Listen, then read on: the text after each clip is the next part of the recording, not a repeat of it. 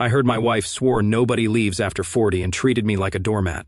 I left at 42, signed papers, filed for divorce and proved her very wrong. Over our 15 years together, like she was delivering some universal truth that would keep me in line forever. Well, she was about to learn just how wrong she could be. It started on a regular Thursday morning. I was making coffee, minding my own business, when she walked into the kitchen already dressed for work, looking at me like I was some kind of charity case she'd been supporting out of the goodness of her heart. "You know what your problem is?" she said, not even bothering with a good morning. "You think you have options? Men your age don't have options." I stopped stirring my coffee and looked at her. 42 years old, and apparently that made me expired goods according to her expert analysis. "Is that so?" I asked, keeping my voice level. "Face the facts. You're not 25 anymore. You're not some catch that women are lining up for. You should be grateful someone like me settled for someone like you." Settled. That word hit different than it used to. She'd been using it more frequently lately, like a weapon she'd just discovered worked really well. "And what exactly makes you such a prize?" I asked, raising an eyebrow.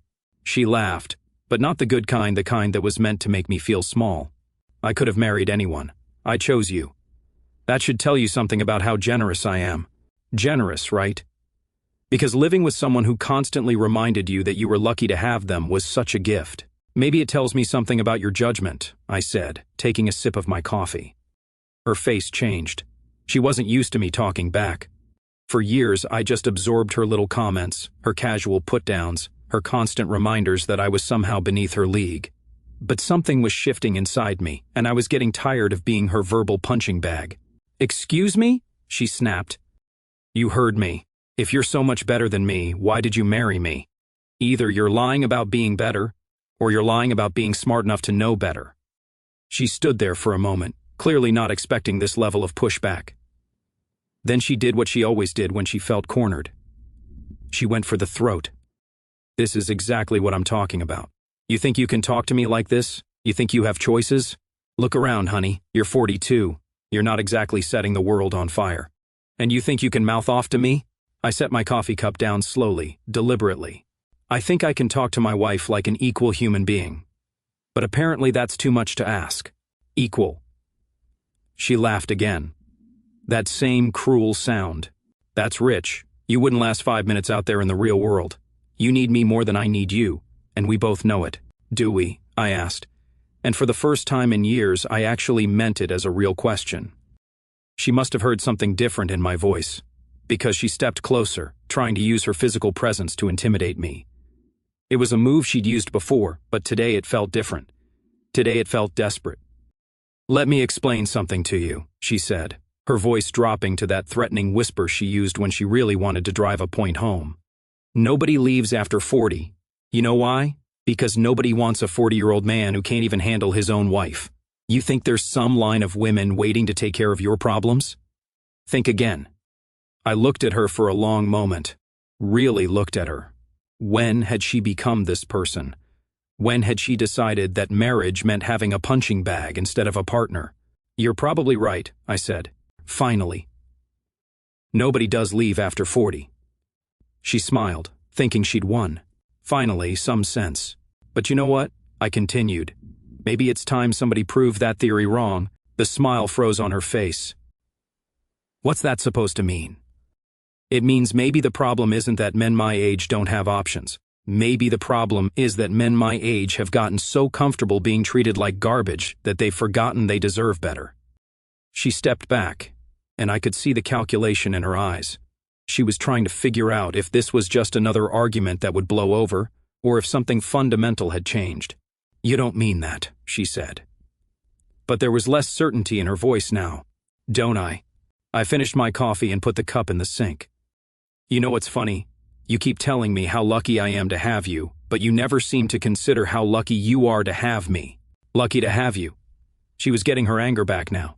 "What exactly do you bring to this relationship that I should be grateful for?" I smiled, and it wasn't a nice smile. "Guess you'll find out if you keep pushing." I walked past her toward the door, and she grabbed my arm. "Don't you dare walk away from me." I looked down at her hand on my arm, then back up at her face. "Or what? You'll remind me again that nobody leaves after 40? She let go of my arm like it had burned her. "Here's the thing," I said, my voice calm but carrying an edge she'd never heard before. "You've spent so much time telling me what I can't do that you forgot to pay attention to what I can do. And right now, what I can do is walk out that door and go to work while you stand here wondering if today's the day you finally push too far." I opened the door and paused. "Have a great day at work, honey. Try not to settle for anyone while I'm gone." The door closed behind me with a satisfying click, and for the first time in years I felt like I could breathe properly. She thought nobody leaves after 40. Maybe it was time to prove her wrong. The real test came 3 days later at dinner with our friends. She'd been walking on eggshells around me since our kitchen confrontation, probably thinking I'd just had a bad morning and would go back to being her compliant husband. She was wrong. We were at this upscale restaurant downtown, sitting across from another couple we'd known for years. The conversation was flowing, wine was being poured, and everything seemed normal until she decided to remind everyone at the table just how pathetic she thought I was. "You know what's funny?" she said, cutting into her steak with more force than necessary. "My husband thinks he's having some kind of midlife crisis, acting all tough and independent lately." Our friends laughed politely, but I could see the discomfort in their eyes. They'd witnessed her public humiliation sessions before. "Oh, really?" the other woman said, clearly trying to change the subject. "How's work been treating you?" Before I could answer, my wife jumped in. "Work's fine. It's not like he's going to be CEO anytime soon, but it pays the bills, right, honey?" She gave me that patronizing smile, the one that said, "Play along with mommy's little joke." The old me would have laughed it off, made some self-deprecating comment, and moved on. The new me had different plans. "Actually," I said, taking a sip of wine, "I got offered a promotion last week. Regional manager position, significant pay increase." The table went quiet. Even she looked surprised. "You didn't tell me about any promotion," she said, her voice tight. "I didn't tell you about a lot of things lately," I replied calmly. "Figured you were too busy explaining to everyone how lucky I am to have you to care about my actual accomplishments." Our friends shifted uncomfortably. The other man cleared his throat. "Congratulations, man. That's great news." "Thanks," I said. "It's amazing what happens when you stop listening to people who tell you what you can't do." She was staring at me now, and I could see the wheels turning. She was trying to figure out how to regain control of the conversation, how to put me back in my place. "Well," she said, forcing a laugh, "let's not get ahead of ourselves. It's just a promotion. It's not like you're suddenly some big shot who's going to have women throwing themselves at you." There it was, the nuclear option. She was going to humiliate me in front of our friends to remind me of my place. "Speaking of which," she continued, warming up to her theme, "I keep telling him that men his age need to be realistic about their options, right, girls? I mean, who's going to want a 42-year-old man with all his baggage?" The other woman looked horrified. "I don't think." "No, seriously," my wife interrupted. "I'm being generous here. I could have married anyone, but I chose him. He should be grateful instead of acting like he's some kind of catch." That was it. The line had been crossed, and there was no going back. I set down my wine glass and looked directly at her. "You know what? You're absolutely right." She smiled, thinking she'd won. Finally, some sense. "You could have married anyone," I continued.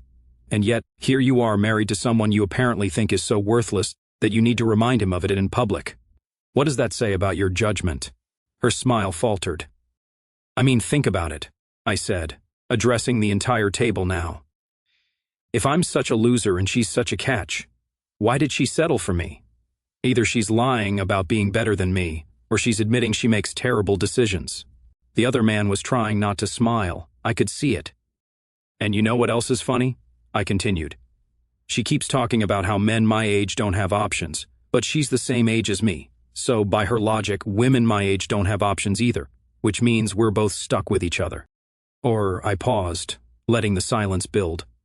Or maybe the problem isn't age. Maybe the problem is that some people are so insecure about their own worth that they need to tear down the people closest to them to feel better about themselves. She was turning red now. "How dare you?" "How dare I what? Tell the truth. Point out that a woman who really had options wouldn't need to spend her time convincing her husband that he doesn't have any." Our friends were staring at their plates, clearly wishing they were anywhere else. "You want to know the real truth?" I said, leaning forward. A confident woman doesn't need to constantly remind her husband how lucky he is to have her. She shows him through her actions, through her love, through her respect. But you've turned our marriage into some kind of hostage situation where I'm supposed to be grateful for the privilege of being insulted. That's not, she started. It's exactly what you do, I cut her off.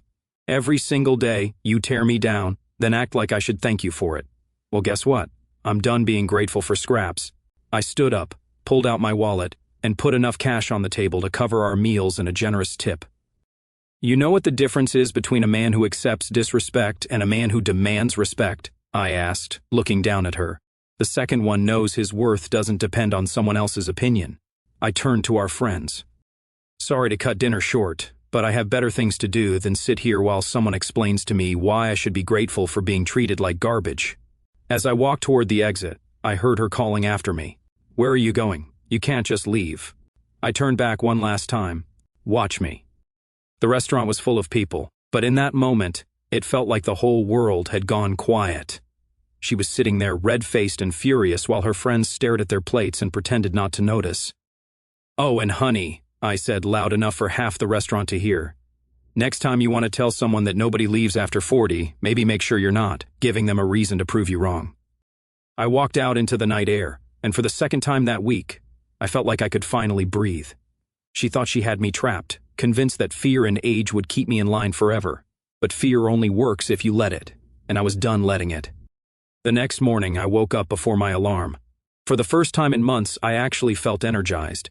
She was still asleep, probably exhausted from the mental gymnastics she'd been doing all night, trying to figure out how to handle this new version of me. I got dressed quietly and headed to the gym. Not because I was trying to prove anything to her, but because I'd realized something important. I'd been living my life according to her limitations, not my own potential. The gym was mostly empty at 6 o'clock in the morning. Just me and a few other early risers who understood that change doesn't happen by accident. I'd been a member for years, but rarely used it, always finding excuses or listening to her comments about how men my age looked ridiculous trying to get back in shape. 45 minutes later, I was drenched in sweat and feeling more alive than I had in years. The endorphins were flowing, but more importantly, I was doing something purely for myself. No permission asked, no justification needed. When I got home, she was in the kitchen, clearly waiting for me. Where were you? She asked, and I could hear the tension in her voice. Gym, I said, grabbing a towel from the laundry room. Since when do you go to the gym? Since I decided to stop making excuses. I poured myself a glass of water. You know, it's funny, I've been paying for that membership for 3 years and barely using it because I kept telling myself I didn't have time.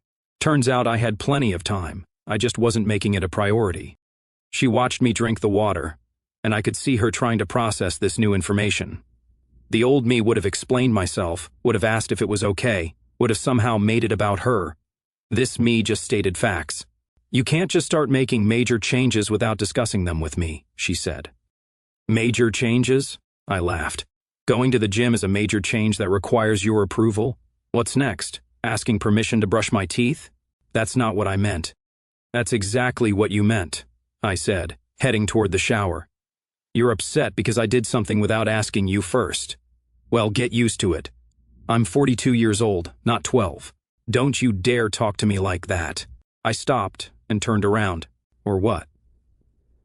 You'll remind me again that nobody leaves after 40? She opened her mouth, then closed it. She was learning that her old weapons weren't as effective as they used to be. After my shower, I came downstairs to find her sitting at the kitchen table with her laptop open, clearly stressed about something. What's wrong? I asked, not because I particularly cared, but because I was curious. Work stuff, she said without looking up. The Peterson account is falling through and my boss is breathing down my neck about the quarterly numbers. The old me would have immediately gone into supportive husband mode, would have made coffee, rubbed her shoulders, told her everything would work out, would have absorbed her stress and made it my problem too. That sucks, I said, and kept making my lunch. She looked up, clearly expecting more. That's it? That's all you're going to say? What do you want me to say? You're a grown woman with a good job. You'll figure it out. Since when are you so cold? Since when is not immediately jumping to solve your problems being cold? You've spent years telling me I'm not capable of handling my own life, but somehow my problems become your business, and your problems become my emergencies. I finished packing my lunch and grabbed my keys. You know what? Deal with your own work stuff. I'm sure someone as competent as you can handle it without help from someone who's apparently so beneath your league. She stood up abruptly. That's not fair. Fair? I turned back to her. You want to talk about fair? Is it fair that you get to criticize everything I do, but I'm supposed to be your emotional support system? Is it fair that you can humiliate me in public, but I'm expected to comfort you when you're stressed? She didn't have an answer for that. Here's the thing, I continued. You've been so busy telling me what I can't do that you forgot to appreciate what I was doing. Well, congratulations. You got what you wanted. I'm not going to be your emotional punching bag anymore. I headed for the door, but she followed me. Where is this coming from? We've been married for 15 years. You can't just change the rules. The rules? I laughed. Your rules were that I should be grateful for being disrespected, should accept being talked down to, should ask permission to live my own life. Yeah, I'm changing those rules. So what? You're just going to ignore me now? I'm going to treat you exactly the way you treat me, with the same level of respect you've shown me. If you don't like it, maybe you should think about why. I got in my car and drove to work, leaving her standing in the driveway. In the rearview mirror, I could see her on her phone, probably calling her sister or her mother to complain about how unreasonable I was being. At work, I accepted the promotion I'd mentioned at dinner. The regional manager position came with a nice salary bump, and more importantly, respect from my colleagues. People started coming to me for advice, treating me like the competent professional I'd always been but had somehow forgotten I was. When I got home that evening, she was waiting for me with what I recognized as her "let's talk" face. We need to discuss what's been happening, she said. Do we? I sat down and picked up the newspaper. What exactly do you want to discuss? This attitude you've developed. This coldness, this isn't you. I looked up from the paper. How would you know what's me? You've spent so much time telling me who I'm not that you never bothered to find out who I actually am. I know you better than anyone. You know the version of me that was willing to be your doormat? That version is retired. She sat down across from me, and I could see her switching tactics. The anger wasn't working. So now she was going to try manipulation. I love you, she said. I don't understand why you're trying to hurt me. I'm not trying to hurt you. I'm trying to save myself. Save yourself from what? From spending the rest of my life being grateful for crumbs from someone who thinks I should be honored by her presence. She was quiet for a long moment. Is this because of what I said about nobody leaving after 40? It's because of everything you've said. That was just the moment I realized I had a choice. I could keep accepting your version of reality, or I could create my own. And what does your version look like? I folded the newspaper and stood up. It looks like a man who knows his worth and doesn't need anyone else's permission to live his life. As I walked upstairs, I heard her call after me. You can't just stop being my husband. I paused at the top of the stairs. I never stopped being your husband. You stopped being my wife a long time ago. You just became someone who happened to live in the same house and reminded me daily why I should be grateful for the privilege. That night, I slept better than I had in months. She might have thought nobody leaves after 40. But she was about to learn that somebody was about to prove her very wrong. 2 weeks into my new routine, she finally realized that waiting for me to snap back to normal wasn't going to work. Time to deploy the heavy artillery.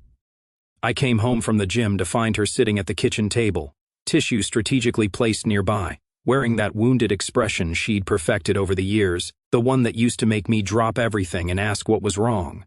We need to talk, she said, her voice small and vulnerable. About what? I asked, grabbing a protein shake from the fridge. About us. About what's happening to our marriage? I leaned against the counter and waited. I'd seen this performance before. I've been thinking about what you said, she continued, dabbing at her eyes. About how I've been treating you. Maybe I've been too critical. Maybe I haven't been appreciating you enough. Maybe. I took a sip of my shake. That's an interesting word choice. Okay, I have been too critical. I'm sorry, I love you. And I don't want to lose you. There it was. The apology that was supposed to reset everything back to normal. The tears that were supposed to make me forget years of being treated like a second-class citizen in my own home. What exactly are you apologizing for? I asked. She looked confused. For being critical, for not appreciating you. Be specific. What do you mean? I mean, if you're really sorry, you should be able to tell me exactly what you did wrong, not just general categories. She shifted uncomfortably. I said mean things. I hurt your feelings. What mean things? I don't remember every specific thing. You don't remember telling me I should be grateful someone like you settled for someone like me? You don't remember humiliating me in front of our friends? You don't remember telling me that nobody leaves after 40? Her tears were drying up fast. I didn't mean those things the way they sounded. How did you mean them? I was frustrated. I didn't really mean. You meant every word, I said calmly. The only thing you're sorry about is that I stopped accepting it. That's not true, is it? When exactly did you realize you were being too critical? Was it when I started going to the gym? When I took that promotion? When I stopped asking your permission to live my own life? She was getting flustered now. The vulnerability act was falling apart. You're being cruel, she said. I'm being honest. There's a difference. Fine. The tears were gone now, replaced by anger. You want me to grovel? You want me to beg for forgiveness for every little thing I've ever said? There it is, I said, the real you. See how quickly the apology disappeared when you realized it wasn't working. I was trying to fix things. You were trying to manipulate me back into being your doormat, just like you always do when you push too far. She stood up, her face red with frustration. What do you want from me? Nothing. Nothing. That's right, I don't want anything from you. I used to want respect, appreciation, partnership. But I've realized I can't want those things from someone who's not capable of giving them. I am capable. No, you're not. You just proved it. Your idea of fixing things is to put on a show until I go back to accepting whatever scraps you feel like throwing my way. She was pacing now, her hands shaking. So what? You're just going to punish me forever? I'm not punishing you. I'm protecting myself by being cold, by shutting you out, by not letting you control me anymore. Control you? I've never controlled you. I laughed. You've controlled every aspect of my life for years. Where I go, what I do, how I feel about myself. You've been the narrator of my story, and in your version, I'm always the supporting character. That's not. It's exactly what you've done. And you know what? I let you. I gave you that power because I thought that's what marriage was supposed to be, but I was wrong. So, what are you saying? That you want a divorce? I'm saying that I want to be married to someone who actually likes me. Someone who doesn't need to tear me down to feel better about herself. I do like you. You like the idea of me. You like having someone around who makes you feel superior. But you don't like me as a person. You've made that very clear. She was crying again. But these tears looked different, more desperate. Please, she said. I can change. I can be better. Can you? Or will you just go back to your old patterns the moment you think you've got me locked down again? I won't. I promise. Your promises don't mean anything to me anymore. That hit her hard. She sat back down, staring at me like I was a stranger. How can you say that? Because you've broken every promise that mattered. You promised to love and honor me, but you've spent years dishonoring me. You promised to be my partner, but you've treated me like your subordinate. I never meant. You meant every word, every action, every dismissive look. And now that you're facing consequences, suddenly you want to pretend it was all a misunderstanding. She was quiet for a long moment. So what happens now? Now you get to find out what life is like when nobody leaves after 40 actually leaves. You're really going to throw away 15 years of marriage? I'm not throwing anything away. I'm refusing to waste whatever years I have left accepting treatment that I wouldn't tolerate from a stranger. But I love you. No, you don't. You love having me around to make you feel better about yourself. There's a difference. She tried one more time. What if I really change? What if I prove to you that I can be different?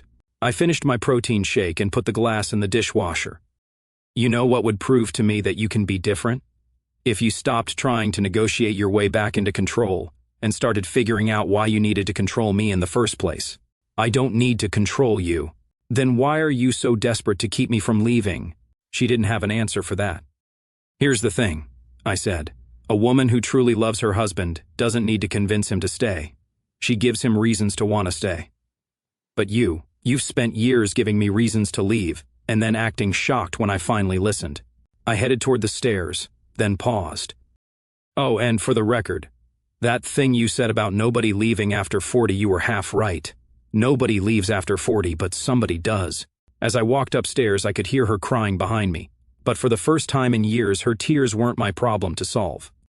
The lawyer's office was everything I'd expected. Mahogany furniture, law books, and a man who'd clearly seen this scene play out 1,000 times before. "So, you're looking at a straightforward divorce," he said, reviewing the papers I brought. "No kids. Assets are fairly straightforward. How long have you been married?" 15 years, I said. "And before you ask, yes, I'm sure." He smiled. I wasn't going to ask. You'd be surprised how many people sit in that chair and already know the answer before they walk in. I'd been planning this moment for weeks. Bank accounts organized, important documents copied, a clear understanding of what I wanted and what I was willing to give up. I wasn't doing this in anger or desperation. I was doing it with the same methodical approach I'd bring to any other important decision. "One question," the lawyer said. "Has she been served yet?" "No. I wanted to have everything in place first. Smart. Clean breaks are usually better for everyone involved." When I got home, she was waiting in the living room. She'd clearly been crying, again, but there was something different about her posture, more resigned, less manipulative. "I know what you're going to say," she said before I could speak. "Do you?" "You're leaving me." I sat down across from her, the divorce papers in a folder beside me. "I already left. I just haven't moved out yet." When did I leave? Or when am I moving out?" "Both. I left the morning you told me nobody leaves after 40. I'm moving out this weekend." She nodded slowly. "I called my sister. She said you've been talking to a lawyer. Your sister doesn't know anything about my business. The neighbor saw you at Patterson and Associates. It's a small town." I shrugged. "Then you know this isn't a spur-of-the-moment decision." "Can I ask you something?" she said. And for once there was no manipulation in her voice, just genuine curiosity. "Sure." "When did you stop loving me?" I thought about that for a moment. I'm not sure I ever did stop, but I definitely stopped liking myself when I was with you. That's not the same thing. No, it's not. But it's the only thing that matters. She was quiet for a long time. "I really believe nobody leaves after 40. Most people don't," I said. "Most people are too scared, too comfortable, too convinced that this is as good as it gets. But not you.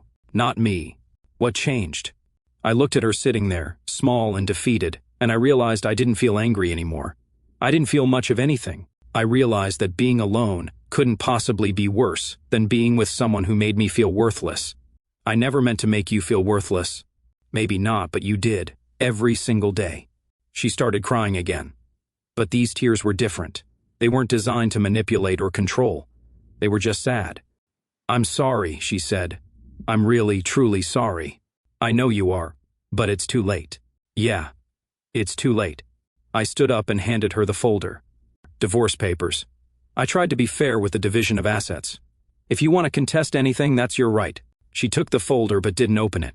"Where will you go?"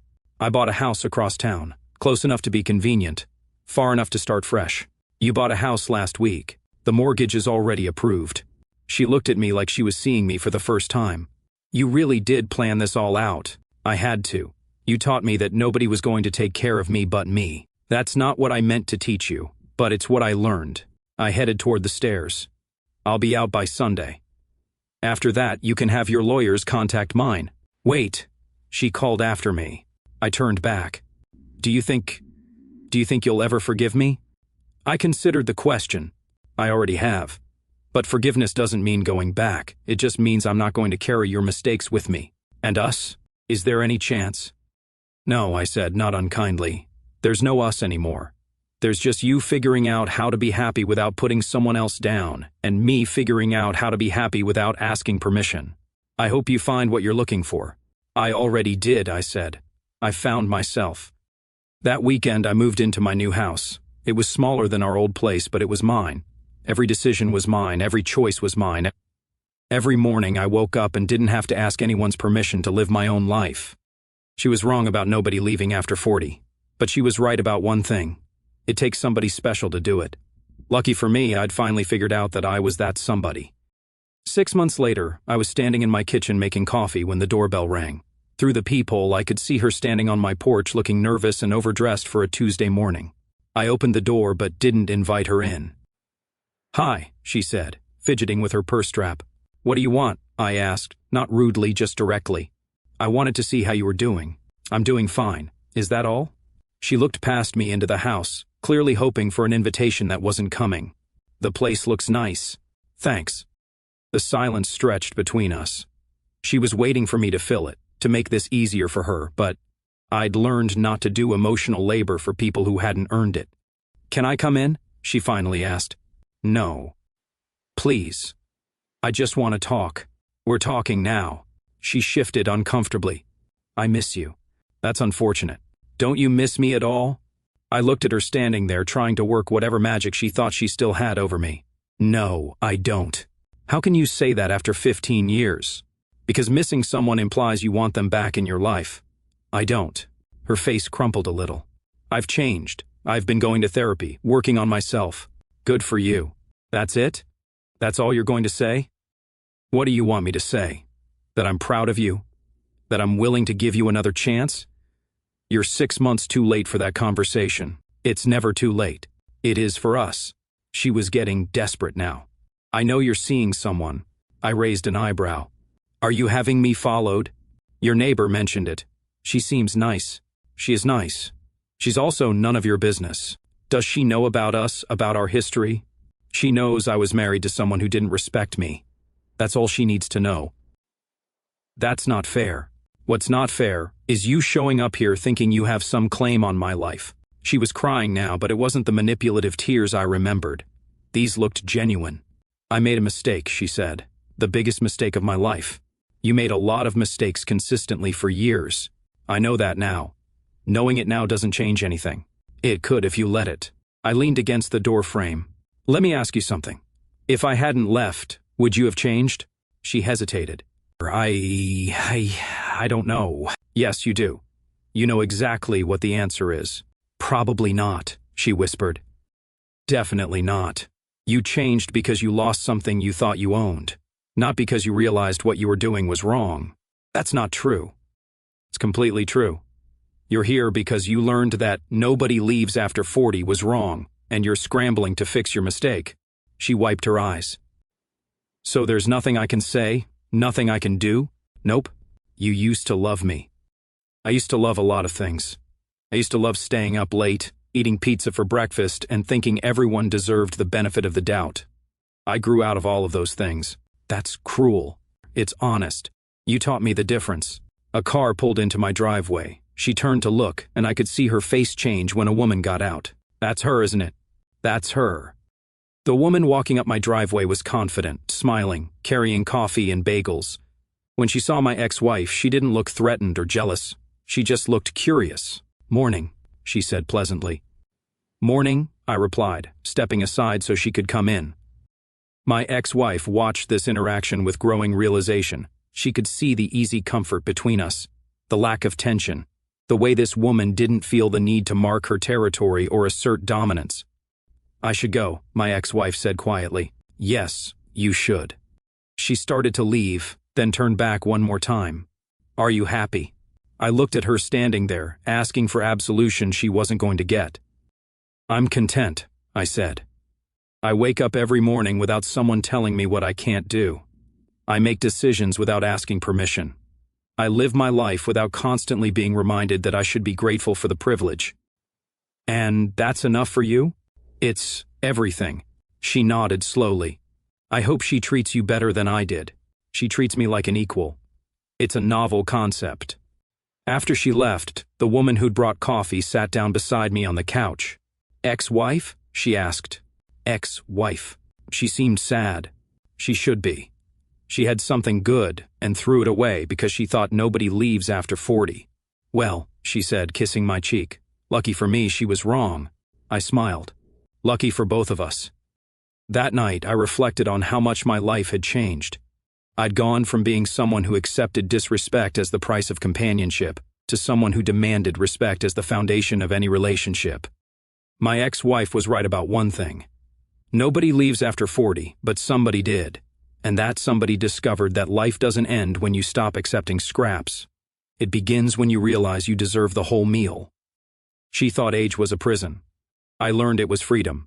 Freedom to know your worth, to demand better, and to walk away from anyone who can't see your value. Some people stay because they're afraid to leave. Others leave because they're brave enough to bet on themselves. I was glad I chose to be somebody who bet on himself.